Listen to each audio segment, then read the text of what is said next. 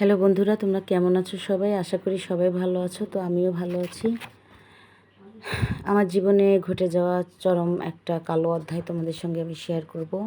আর এটা শেয়ার করার কারণ হচ্ছে একটাই, যাতে আমার সাথে যেটা হয়েছে তোমাদের সঙ্গে সেটা না হয়, এই জন্যই শেয়ার করব। তো চলো শুরু করা যাক, কী ঘটেছিল আমার সাথে। তো প্রিয় বন্ধুরা, আমি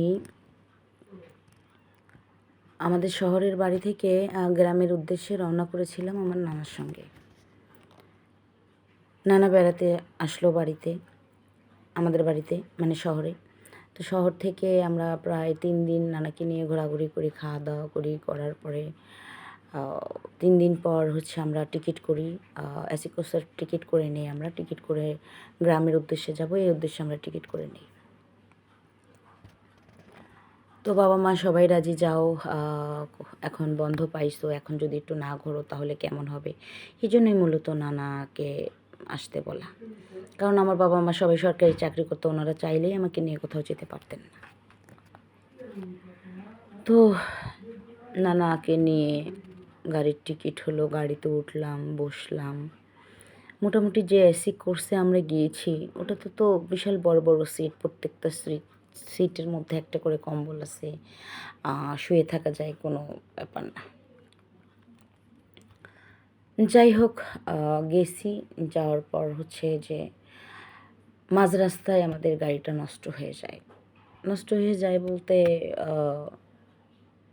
3টা টায়ার একসাথে নষ্ট হয়ে যাওয়ার কারণে সার্ভিসিং করতে পারছিল না, সময় লাগছিল। তো কোনো মতো একটা জায়গায় গাড়িটাকে ঠেলে ঠুলে নিয়ে যেয়ে সবাই দাঁড়ায়। আমরা মোটামুটি ওখান থেকে গাড়ি ঠিক হওয়ার অপেক্ষায় থাকি। পাশেই একটা হোটেল ছিল, সেখানে উঠি। নানা বলল, তো চলো আমরা ওখানে উঠি, ওখানে না হয় 2-4 ঘন্টা রেস্ট নিবে, গাড়ি যতক্ষণ ভালো না হয় আমরা ওখানেই থাকবো, রাস্তায় তো আর এভাবে থাকা যায় না। আমি বললাম, হ্যাঁ নানা ঠিকই বলেছো, তো চলো আমরা উঠি। তো যাই হোক, আমরা কিছুক্ষণের জন্য উঠেছি, সেটা 1 ঘন্টা হতে পারে, 2 ঘন্টাও হতে পারে। যে খাওয়া দাওয়া করে আমরা এখানে একটু বসে রেস্ট নিই বা টিভি দেখি, এভাবে আমরা চলে যাব। তো নানা বলছিল এগুলো, আমি শুধু হাঁ হাঁ বলছিলাম, ঠিক আছে তুমি যেটা ভালো বুঝো, ঠিক আছে তুমি যেটা ভালো বুঝো, ঠিক আছে তুমি যেটা ভালো বুঝো, এভাবে বলছি। ও ঠিক আছে, হ্যাঁ নিয়ে গেল। নিয়ে যেয়ে প্রথমে খাওয়া দাওয়া করলাম। খাওয়া দাওয়া করার পরে এখন বলতেছে, আয়। আমি বললাম, কোথায়? বললো, মা বললাম না বাইরে দাঁড়িয়ে তখন কী করব, ওখানে একটা রুম নিয়েছি, এখানে আমরা একটু বসি। তো আমি বললাম, আচ্ছা ঠিক আছে, নিশ্চয়ই যখন চলো যাই, আমার জন্য একটু ভালো হবে, আমি একটু ফ্রেশ হতে পারবো, খুব বোরিং লাগছে আমার। তো আমি আবার লাগেজটা নিয়ে বললাম চলো যাই। তো আইসাই আমি ওয়াশরুমে ঢুকছি। রুমটা খুব সুন্দর ছিল। আর বেডটা তো একদম হাইফাই, মানে কি বলবো তোমাদেরকে। তো আইসাই আমি ওয়াশরুমে ঢুকছি, ওটা ফ্রেশ হয়েছি। ফ্রেশ হয়ে আমি নর্মাল কাপড় পরছি, যে আমি 1 ঘন্টা বা আধা ঘন্টা যাই থাকি না কেন নর্মাল কাপড়ে থাকি, যেহেতু আমি বাইরের ড্রেস পরা ছিলাম, আমার কাছে খুব বোরিং লাগছিল। তো ড্রেস পরে বের হয়েছি, নানা বসা। আমি বললাম, যাও তুমি এবার ফ্রেশ হয়ে আসো। না যাও যাও যাও যাও, বলছে হ্যাঁ যাবো। তো আমরা বলতেছি, তোখানে খুব সুন্দর লাগছে রে। আমি বললাম, তাই? নতুন কে? আমি তো তোমার নাতনি, আমি তো এমনি অনেক সুন্দরী, এটা বলার অপেক্ষা রাখে? যাও ফ্রেশ হয়ে এসো। বললো, ফ্রেশ তো হবই, বস এখানে বস। তো বসলাম। বসার সাথে সাথেই কয়, দেখ তুই কত বড় হয়েছিস, তোর হাতগুলো কত সুন্দর। আমি কই, হ্যাঁ হাত তো আমার সুন্দরই, তুমি কি আজকে নতুন দেখতেছো নাকি? আজ এরা কথা, যাও গোসল করো না, কি করবা করো। তো আমার বলতেছে, করবোই তো, আরও তো অনেক কিছু করতে মন চায়, পারি না রে। আমি বললাম, মা তোমার আবার এই বয়সে কী করতে মন চায়? বলতেছে, মা আমি কি বুড়া হয়েছি? আমি কই, না তুমি ছেঁড়া, এখন যাবা? বলতেছে, যাবো যাবো যাবো যাবো। এই বইলাই আমাকে বেডের উপরে ঠাস করে ফালাই দেয়। বলছে, চিল্লি করিস না, তোরে আমি আজকে অনেক মজা দিব, মজা খাওয়াবো, দেখিস, জীবনে কখনো খাসনি, আজকে সেই মজা খাওয়াবো। আমি বললাম, ওমা কী বলো? বেডের উপরে ধাক্কা দিয়ে শোয়া ফালাই দিলে, এখন কইতাছো জীবনে যে মজা খাস নাই সেই মজা খাওয়াবো। কী মজা খাওয়াবো বলো? তখন আমাকে বললো, আচ্ছা চুপ করে থাক, খাওয়াচ্ছি। এই বলে, যেহেতু আমি নর্মাল একটা টি শার্ট পরেছিলাম, তা টান দিয়ে উঠিয়ে ডালিমগুলো কচকচ কচকচ কচকচ করে খাওয়া শুরু করলো। যেমনি চাপছিল তেমনি খাচ্ছিল। তারপরে এমন কোনো জায়গা নাই যেখানে স্পর্শ, চুমো সব কিছুই হচ্ছিল।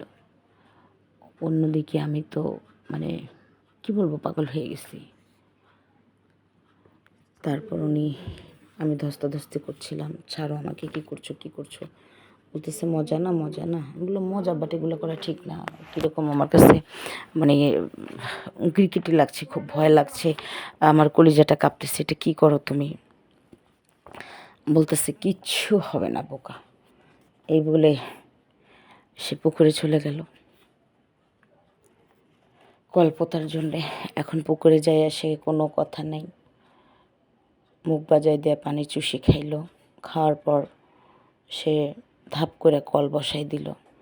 কল বসায় কল চাপতেই আছে চাপতেই আছে চাপতেই আছে। এভাবে মনে করো যে আমি অনেক কষ্ট পেলাম, পাশাপাশি অনেক মজাও পেলাম। আমি অনেক ঠেকানোর চেষ্টা করছি কিন্তু পারি নাই। আর গল্পটা তোমাদের সঙ্গে শেয়ার করার কারণটা কি জানো? আচ্ছা, উনি তো আমার নিজের নানাই ছিল। হ্যাঁ, তো উনি মানে যে কাজটা করলো আমার সাথে, এটা কত দূর ঠিক হয়েছে? আমি যদি ওখানে চিল্লাচিল্লি চেঁচামেচি কিছু করতাম, আমার মান ইজ্জত সম্মান সব কিছু চলে যেত।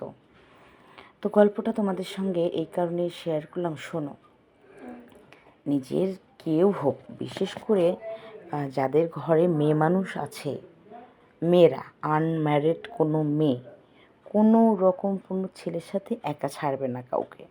দূরের রাস্তা হোক, কাছের রাস্তা হোক, বা ওই যে স্কুলে গেছে স্কুল থেকে আনতে হবে, কোনো ছেলের সাথেই না।